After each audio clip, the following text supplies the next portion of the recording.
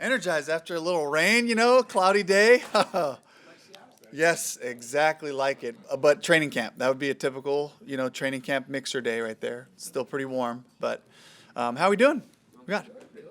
Coach, I want to ask you about Rashad White. I think we've seen there's evidence to point to that he's pretty lethal in space. Yes. Screen concepts or pitch plays to the outside. You don't have to get into anything too much, but Yeah. you plan to utilize those a little bit more going forward with him. We've been same amount. Yeah, just keep trying to get the ball in space, different builds, different ways to do it, and just excited. We talked about it last week about his versatility and what he can do. And as we continue to improve our run game and find him a way to get him to the second level, I think you're going to see all that special stuff he has in space. So that when the whole thing comes together that way, then I still believe in Rashad and what he can do. So. He's the leading receiver. Yeah. He's the leading receiver of the last 4 games among running backs, but Yeah. he's got 2 receptions Sunday. Were there more opportunities? Yeah. They were trying to get him the ball.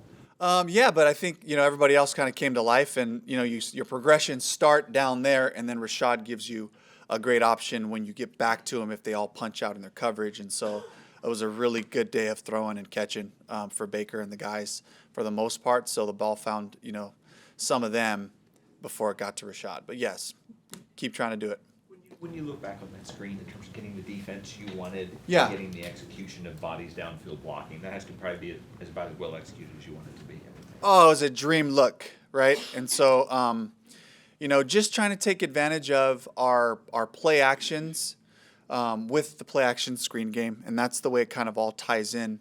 And of course, the last piece is continue to try to get the run game going, and really a rough day for us on Sunday as far as the runs go, but we still got to do it. We target it properly. We struggled inside a little bit with some of our matchups against their tackles, and so we had the right designs and the right type of stuff there. I thought they played us really hard. I thought they played us really well, coming off of blocks and all that, and we got to finish our blocks. We got to keep finishing our runs. So when it all comes together, I think we got something really cool, really special. Not just that play, like Baker, Yeah. when you're inviting the guys in and you've got them in the right defense, right? Baker holds the ball, and he's willing to take that shot. He's been so good under pressure. What have you noticed about him when there's a free guy or he's going to get hit or he has to stare down? Yeah, I think back to what we talked about last week too. Just like for whatever reason in his nature, when things are chaotic, it calms him, and he likes that fight. He likes. It's like the boxing references, but the calculated boxing match where they're kind of measuring people, and then it turns into a fist fight sometimes. And there's guys that thrive, and he does. He really thrives with that third down. Like the chaotic stunts and rushes and blitzes. He elevates end of game scenarios. And then on the flip side of it, for me, just being around some good quarterbacks, just one of the better quarterback performances that I've seen, and just in terms of him progressing and getting back to reads rhythmically, really smooth with his eyes. He's still getting better. This is a quarterback who's had a lot of years to play in a bunch of different systems. He continues to master what we're giving him to the point where it's like, it's starting to feel monotonous, and that's a good feeling to me because it's old hat. And so that's where he's accelerating the growth of the whole group as he trusts the progressions, the touchdown to Mike. That was his 3rd read coming back over there, and it was the right coverage, and he eliminated things so quickly. It just felt so smooth.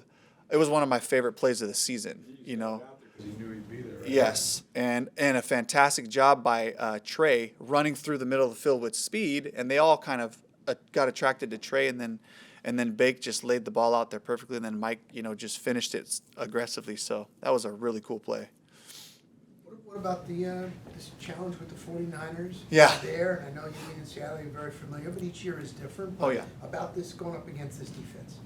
Yeah, big challenge, championship moment, right? Championship opportunities all the way, starting from Monday as we started to transition, from the Titans to the Niners, and talking about it like we need these games.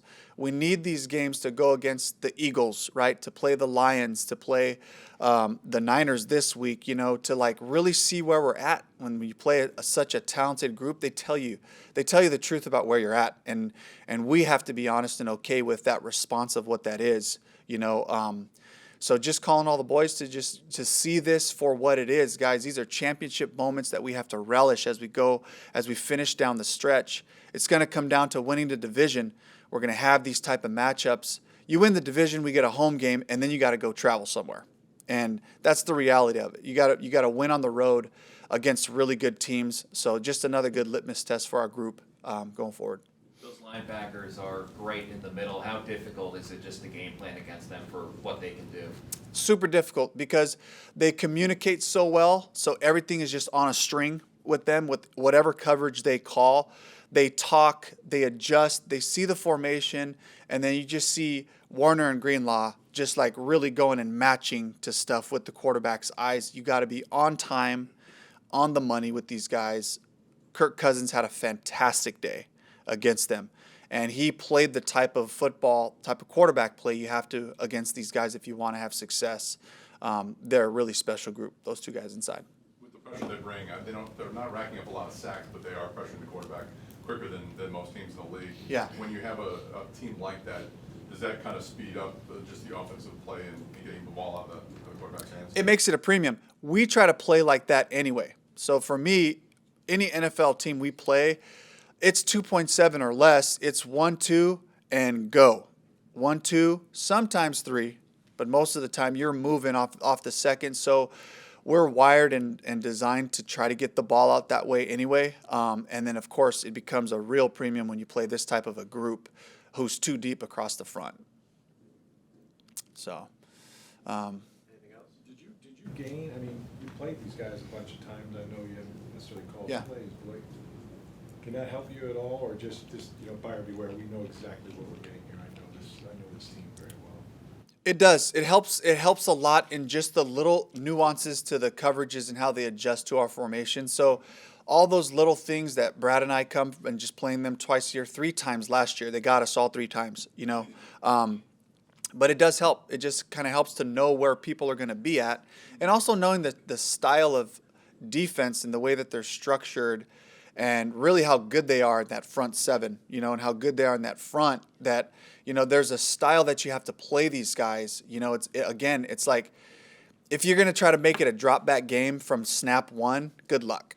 And it's why we build the offense the way we do, so that you can have a chance to beat these really special defenses by being able to be balanced, still just mixing it the right way, with the run game and the actions, the quick game, the empty stuff, and then you have to be really calculated with the shots that you take, because you can't just go out there and think you're going to just bombs away against this group. So, Is Tristan hitting you up to run the ball?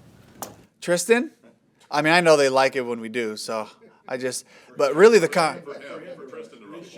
Oh, you're talking about a stiff arm, right? Yeah, he was so tired after that rep. He came off the side like, "Hey, big dog, take a breath right here. You're gonna be all right." But no, otherwise it's really just, Luke and Tristan going back and forth who gets to run their direction. It's really the conversations. But Do you yeah. have a jumbo package in the backfield where you might? I know they used it in the past. Yeah. I know he's banged up a little bit this year, but is there a situation that you would use it? I'd love to. Yeah, I'd love to. I'd love for him to be healthy on one side of the ball, and then he's done some fantastic things. He's carried the ball in his career, And Greg Gaines was also a high school running back, so another guy that's a good candidate that we'd have up. So be a cool little change up. Dave, are you looking forward to seeing Tristan Wirfs got to go against this pass rush of talent that you're going to be going against? Are you looking forward to those kind of matchups?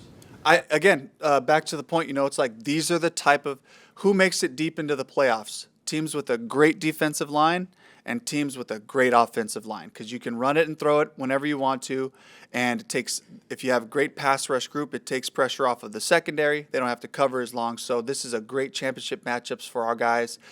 We've seen them play really well against a group like the Eagles, who had some rushers, against the Lions, with their edge rushers, So another just great championship opportunity for our guys to really grow. I know you got some looks last week from Mike and Chris, and that's not always the case, right? So Yeah. you always need that third receiver, and Trey did have the one that Yeah.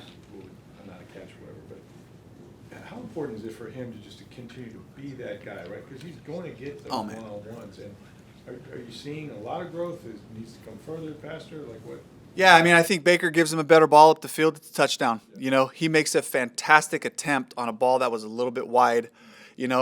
We threw him across the field. The ball got on top of him. That's a play he's got to make. You know, it's not a perfect pass. This is not a perfect game. You know, and so he's got to continue to make those plays. But what he did to get to those is exactly what we're looking for out of Trey, and wish he could continue to be a feature for us. We saw Cade come alive 2 weeks ago, and now you're talking about a skill group that's starting to play off of each other, add Rashad into the mix, and Baker really settling into our system, and I'm excited, you know, and of course I'm super optimistic, but I'm really excited about our group coming together.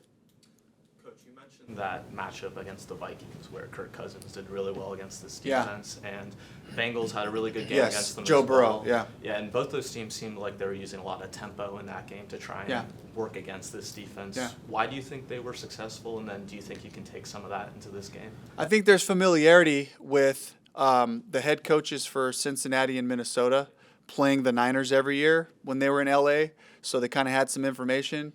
I have a lot of that information too. We'll have some stuff, but you know, again, these are guys that have a group that have been working together for a while, and we're still kind of growing into some of that. So we'll sprinkle some stuff in, but it's not something that we can really just truly feature at this point right now as we keep improving. Okay, thank you. All right, thank y'all.